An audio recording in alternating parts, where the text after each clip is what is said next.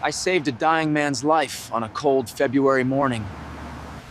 He opened his eyes and whispered 3 words that I didn't understand at first. 6 weeks later, I was standing in a courtroom, wearing a suit I never thought I'd own.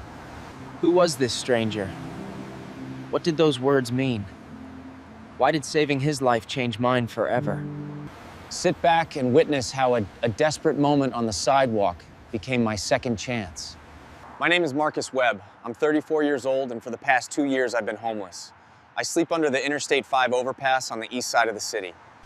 My home is a blue tarp stretched between concrete pillars, and my bed is 3 flattened cardboard boxes. I used to have a real life. I was an EMT with the city fire department. I had an apartment, a car.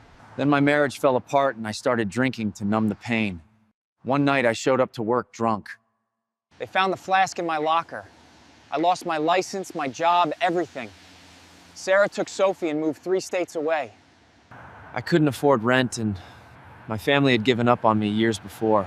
So I ended up here, invisible to the world, rushing past me every single day. Maybe you have faced such difficult situations too, and felt like the world was against you.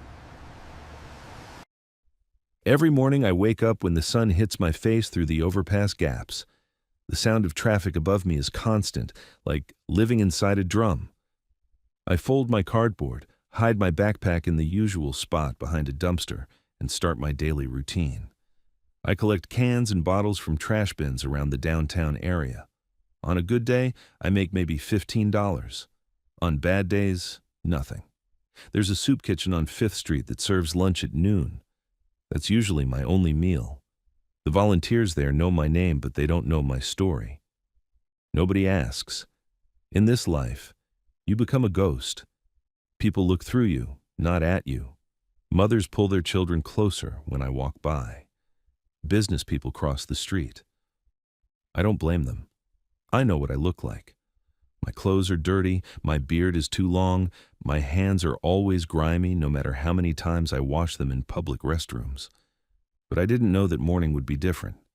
It was Tuesday, February 14th, Valentine's Day. I was walking toward the soup kitchen around 11:30 in the morning. The sidewalk was crowded with people hurrying to lunch meetings. I kept my head down like always, staying close to the buildings, trying not to take up too much space. That's when I heard the sound. A heavy thud, like a bag of cement hitting concrete. I looked up and saw a man lying on the ground about 20 feet ahead. People were stopping, forming a circle around him, but nobody was moving closer. They were just standing there, staring. Some had their phones out. I pushed through the crowd. The man was maybe 60 years old, wearing an expensive gray suit. His face was pale and sweaty. His lips had a blue tint. I'd seen that color before. My EMT training kicked in before my brain could catch up. I dropped to my knees beside him.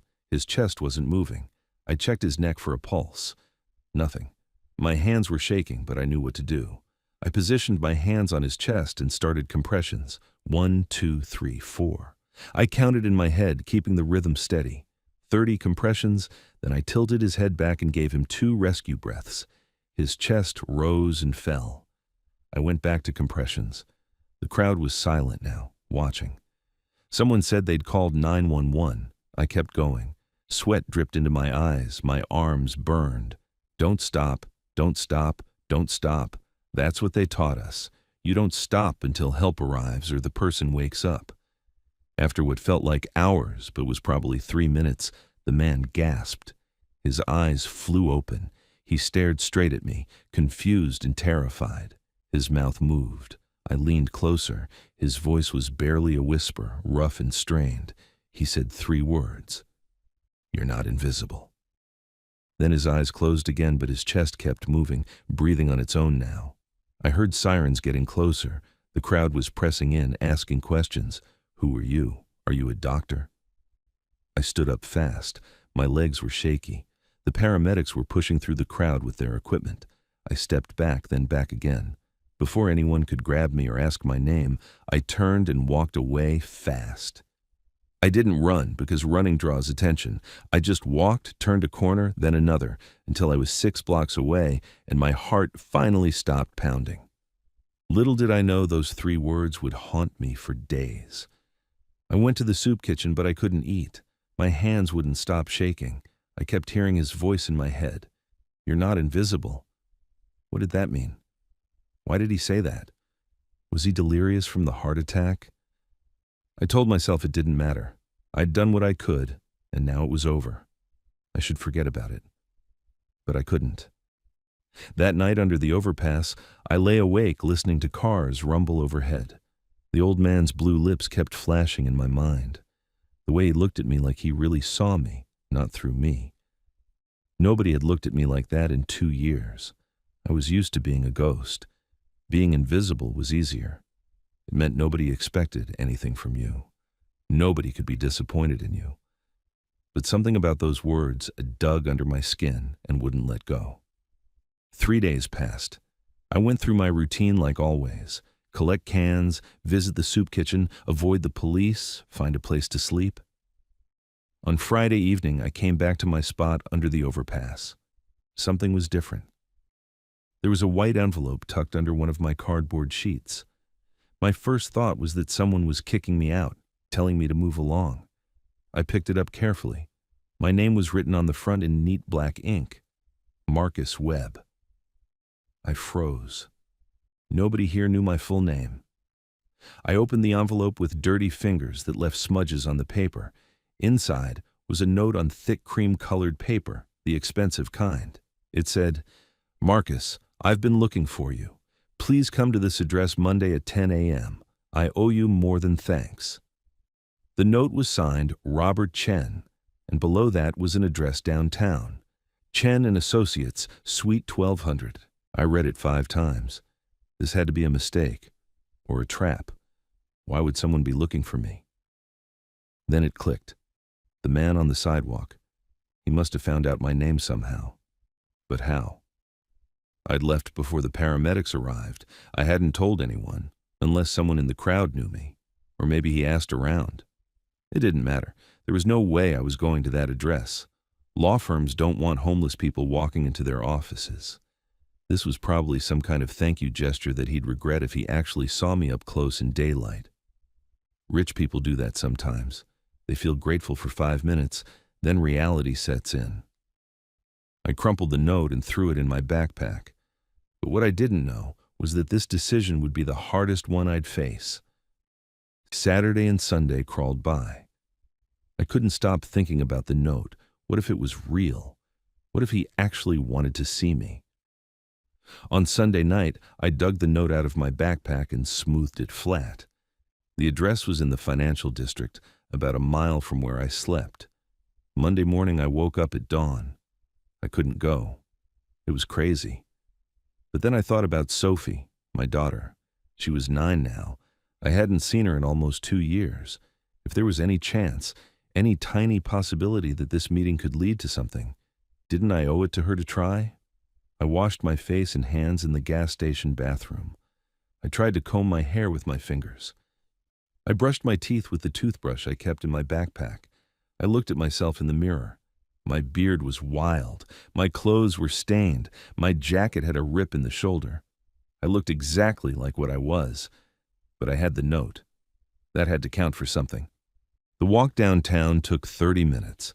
With each block, the buildings got taller and cleaner. People in suits rushed past me talking on phones. I felt more out of place with every step. By the time I reached the address, my stomach was in knots. It was a glass tower, 30 floors high, reflecting the morning sun. The lobby was all marble and polished steel. A security guard sat at a desk near the elevator. I almost turned around. This was a terrible idea, but I forced my feet to move forward. The guard looked up as I approached. His expression shifted from bored to suspicious in half a second. "Can I help you?" he said. His tone made it clear he wanted me to leave. I held up the note with shaking hands. "I have an appointment," I said. "Suite 1200, Robert Chen." He looked at the note, then at me, then back at the note. He picked up a phone and spoke quietly. After a moment, he nodded. His whole face changed. He actually smiled. Mr. Chen is expecting you, he said. 12th floor. Take the elevator on your left. I walked to the elevator in a daze. Anyone witnessing this moment would be breathless at what was about to unfold. The elevator opened on the 12th floor into a reception area that looked like it cost more than I'd made in my entire career. Deep carpet, leather chairs, abstract art on the walls. A young woman sat behind a curved desk. She looked up and smiled like I was a normal person instead of someone who smelled like the street. "Mr. Webb," she said, "Mr. Chen is ready for you. Follow me, please." I followed her down a hallway lined with glass-walled offices. Lawyers in expensive suits sat at computers or talked on phones. None of them looked up as we passed. She stopped at a corner office and knocked lightly. A voice said, "Come in."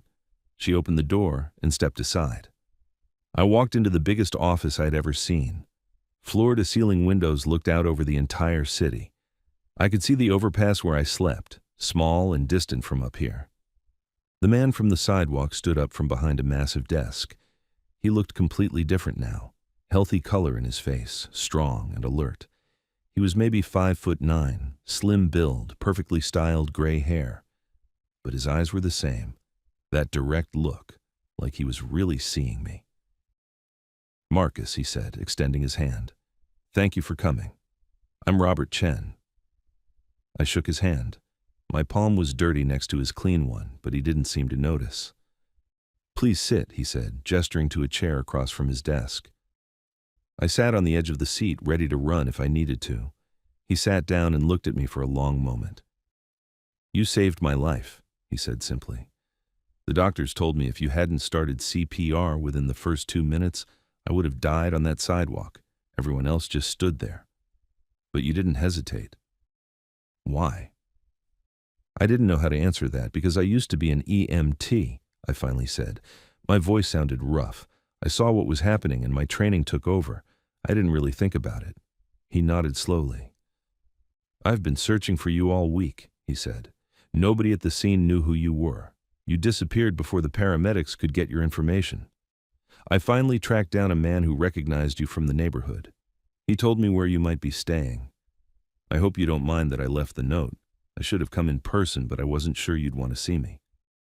I shook my head. "I almost didn't come," I admitted. "I figured you were just being polite. Rich people don't usually want guys like me in their offices." Robert leaned back in his chair. His expression was thoughtful. "Tell me your story, Marcus," he said. "How did you end up on the streets? And please be honest. I'm not here to judge you." There was something in his voice that made me believe him. So I told him everything. The marriage falling apart, the drinking, showing up drunk to work, losing my license, losing my daughter, losing myself. He listened without interrupting. When I finished, he was quiet for a moment. Then he said something I didn't expect. "My son died 3 years ago," he said quietly. He was 17. He collapsed during basketball practice, sudden cardiac arrest. By the time anyone realized what was happening and called for help, it was too late. Nobody at that school knew CPR. Nobody tried. They just watched him die. His voice cracked slightly on the last word. "If you also love such mysteries, you'll understand why what happened next changed everything." "I'm sorry," I said. "I didn't know what else to say." Robert cleared his throat and sat up straighter. "Since then, I've been trying to find meaning in what happened," he said. "I donate to medical programs, I volunteer, I do what I can. But nothing has helped with the anger that nobody tried to save my son. Then on Tuesday, I collapsed on the street, and a homeless man, someone everyone else ignored, saved my life." "You didn't see a homeless man, Marcus. You saw a human being who was dying. That's rare." He opened his desk drawer and pulled out a folder. "I want to help you," he said. "I know you lost your EMT license. I have connections with the medical board. I think we can get you a hearing to have it reinstated. But you'll need to show them you're sober, stable, reliable." "I can't do that living under a bridge," I said. He nodded. "I'm also offering you a job," he he said. Office assistant here at the firm. Minimum wage to start, but it's steady. You'll file documents, make copies, help with basic tasks, nothing complicated. And I have a studio apartment in a building I own. It's small, but it's yours rent-free for 6 months while you get back on your feet. I stared at him. This couldn't be real. Why would you do this? I asked. You don't know me. I could be anyone. I could steal from you or disappear or let you down. I've let everyone else down.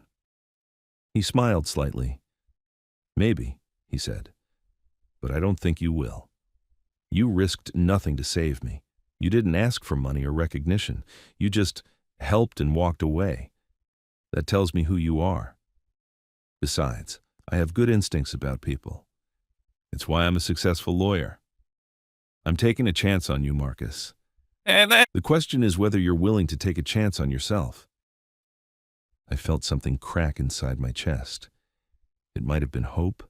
It might have been fear. When do I start? I heard myself say.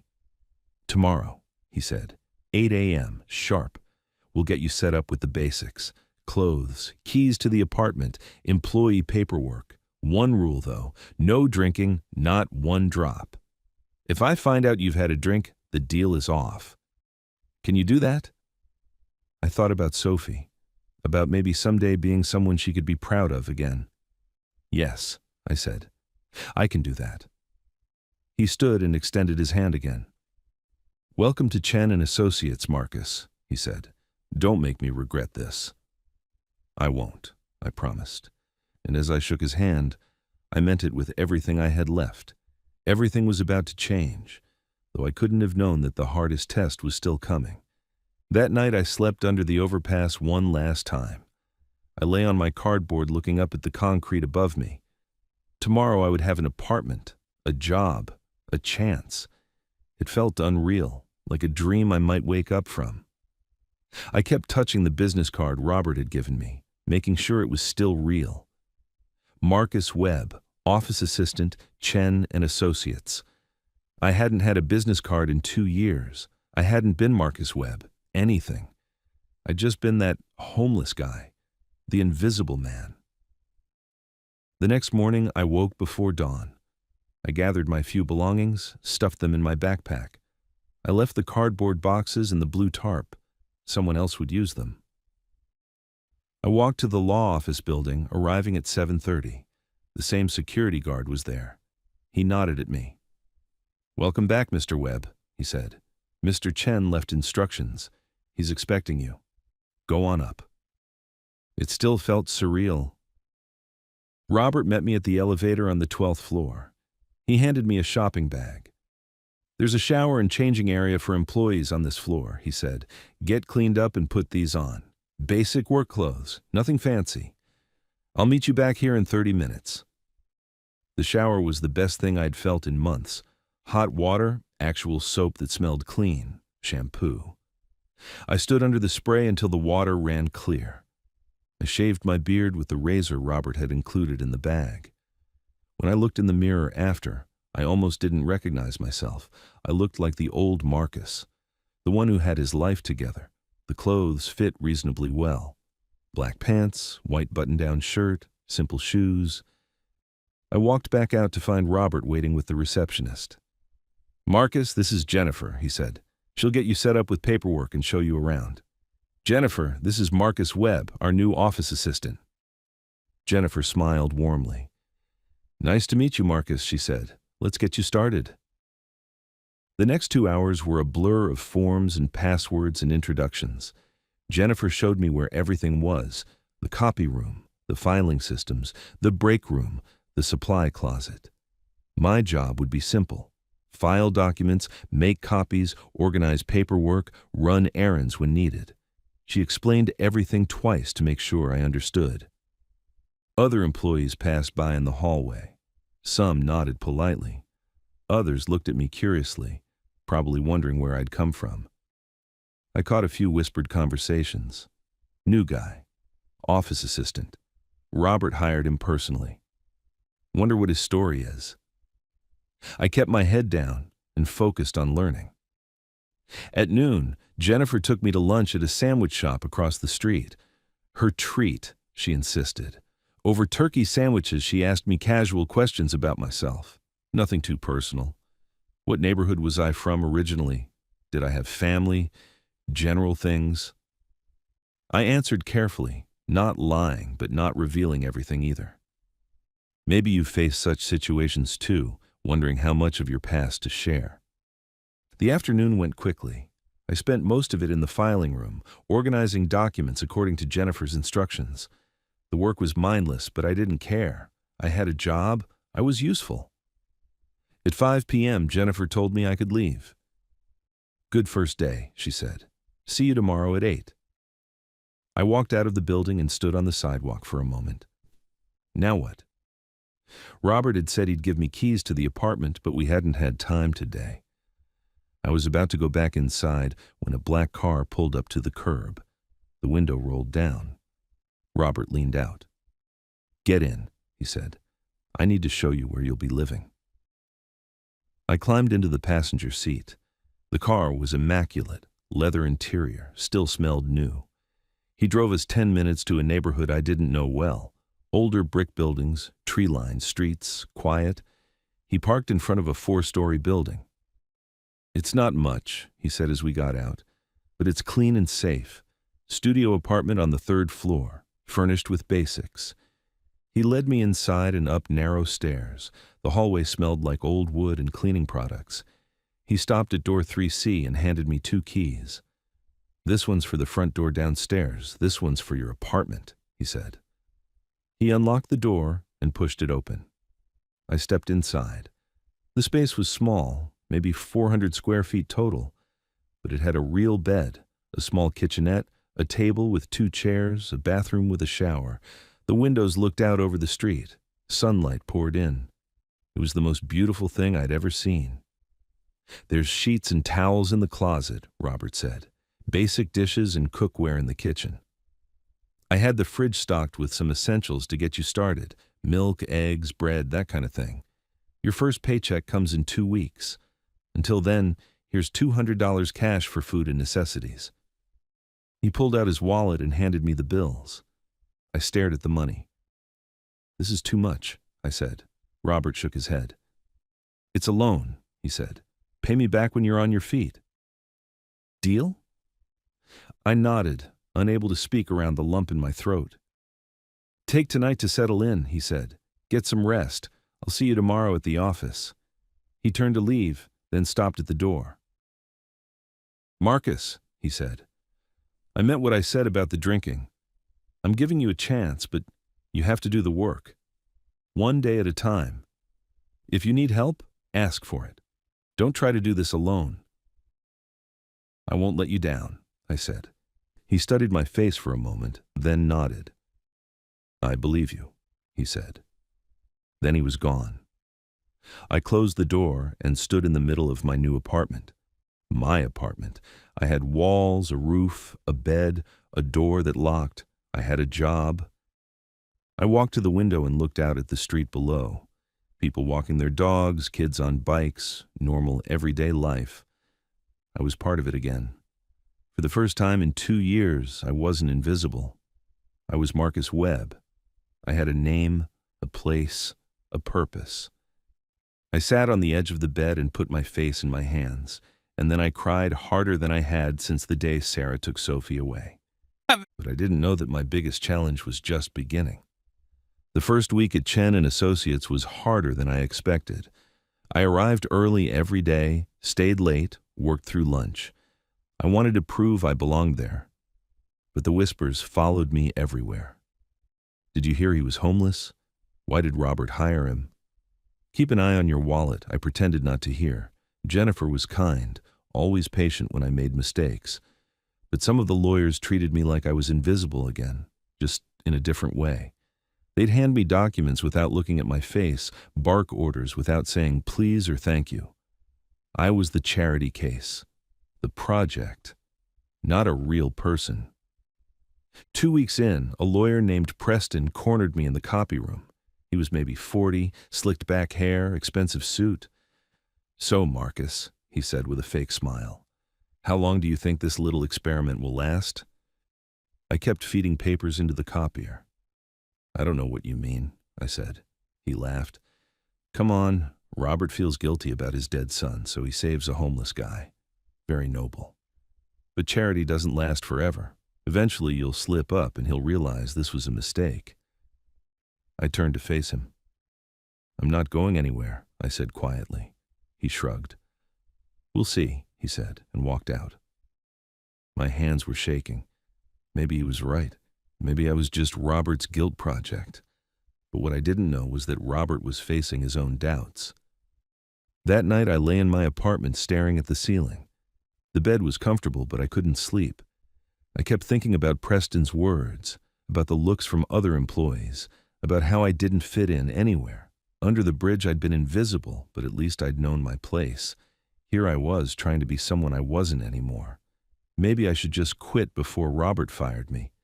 Save us both the embarrassment. Around midnight, I heard a knock on my door. I opened it to find Robert standing in the hallway. He looked tired. Can I come in? He asked. I stepped aside. He walked to the window and looked out at the dark street. I've been thinking about what I asked you to do, he said. Starting over is harder than I made it sound. I know people are talking. I know Preston said something to you today. You heard about that? I asked. He turned to face me. I hear everything that happens in my firm, he said. Preston's an excellent lawyer, but he's also an asshole. Ignore him. But that's not why I'm here. He sat down at my small table. When my son died, I became obsessed with the idea that I could have saved him if I'd been there, he said. I've replayed that day 1,000 times in my head. What if I'd taught him CPR? What if I'd insisted the school have better emergency protocols? The guilt almost destroyed me. Then you saved my life, and I saw a chance to do something that mattered, to help someone the way I couldn't help my son. But I realize now that I've put enormous pressure on you. I've asked you to become a completely different person overnight. Those who experience such moments never forget what comes next. I sat down across from him. You gave me a chance when nobody else would, I said. I'm grateful for that. But I'm terrified I'm going to mess it up. I don't know how to be normal anymore. I don't know how to trust myself. Robert nodded slowly. Here's what I've learned, he said. You can't become someone new. You can only become a better version of who you already are. You were an EMT. That's still inside you. The drinking, the homelessness, those were things that happened to you. They're not who you are. We're going to get your license back, Marcus. And when we do, you're going to help people again. That's your purpose. Not filing papers in my office. He pulled out a folder. I've already contacted the medical board. Your hearing is scheduled for 3 weeks from now. I'll be there with you. We're going to tell them your story, what you've overcome, what you did on that sidewalk, and we're going to convince them to give you another chance. 3 weeks later, I stood outside the medical board hearing room wearing the only suit I owned. Robert had bought it for me 2 days before. My hands were sweating. Inside that room were 5 board members who would decide if I got my EMT license back. Robert stood next to me. You ready? He asked. I nodded even though I wasn't. We walked in together. The board members sat behind a long table. They looked stern and official. I sat in the chair facing them. One woman, the chairperson, read from my file. Marcus Webb, she said. You lost your EMT license 2 years ago after showing up to work intoxicated. You endangered your colleagues and potentially the public. Why should we reinstate you? I took a deep breath. Because I made a terrible mistake, and I've spent 2 years paying for it, I said. I lost everything.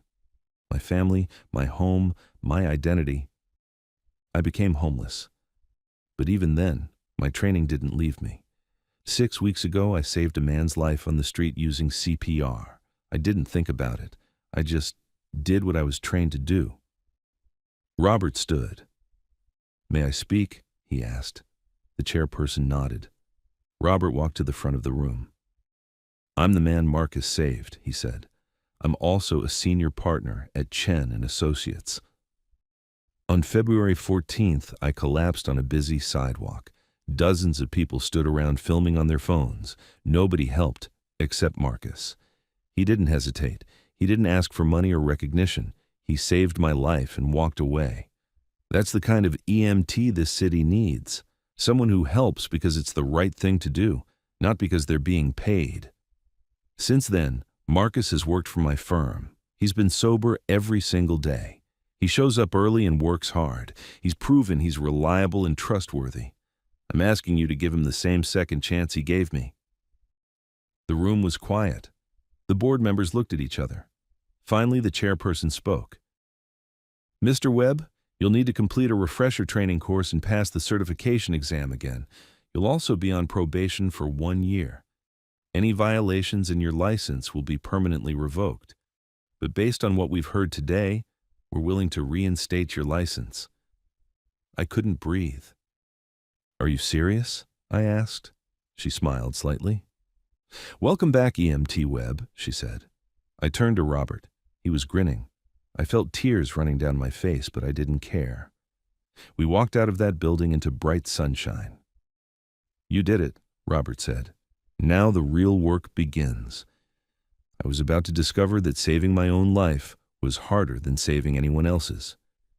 I completed the training course in 4 weeks. I studied every night in my apartment, reviewing procedures I'd once known by heart. The certification exam was on a Saturday morning. I passed with a 96. 2 days later, I started working part-time as an EMT again, while keeping my job at the law firm. Robert had arranged for a flexible schedule. The first time I put on the EMT uniform and climbed into an ambulance, my hands shook. But when the first call came through, muscle memory took over. Car accident, 2 victims, possible injuries. We arrived on scene, and I assessed both patients, stabilized them, transported them safely to the hospital. My partner, a veteran EMT named Rita, clapped me on the back. You're good at this, she said. Don't let anyone tell you different. 6 months passed. I worked 3 days a week as an EMT and 2 days at the law firm. I saved enough money to pay Robert back the $200 he'd loaned me. He refused to take it at first, but I insisted. I also started a program with Robert's help. We trained homeless people who had medical backgrounds in CPR and basic emergency response. We gave them purpose, showed them they still had value. 12 people completed the program in the first 3 months. 4 of them got jobs, 2 got housing. It wasn't much, but it was something. And then one Saturday afternoon, I got a call from Sarah. She'd heard about what I was doing through mutual friends. She asked if I wanted to see Sophie. My daughter. I said yes before she could change her mind. Sophie was 11 now, tall and serious. We met at a park near Sarah's apartment. She was nervous, wouldn't look at me at first. I didn't push. We sat on a bench and I told her about my work, about saving Robert, about helping other people. Slowly, she started asking questions. Did you really sleep under a bridge? Are you okay now? Do you still think about me? Yes to all 3, I told her, especially the last one, every single day. She looked at me finally. Mom says you're different now, she said. Are you? I am, I said. I'm not perfect, but I'm trying. And I'll keep trying. She nodded. Can I see you again? She asked. Anytime you want, I said. We sat there watching ducks on the pond, and I felt something settle inside my chest. Hope. Real hope, not the desperate kind, the kind that comes from actually doing the work. This story reminds us that being invisible is sometimes a choice we make to protect ourselves. But being seen, really seen, is what saves us. Robert saw me when everyone else looked away. He gave me 3 words that changed everything. You're not invisible. Those words reminded me that I still mattered, that I still had something to offer. One moment of courage on a sidewalk led to 2 lives being saved, mine and his. We saved each other. What lesson did you gain from this story? Share your thoughts in the comments. Don't forget to like, share, and subscribe. Thank you for watching.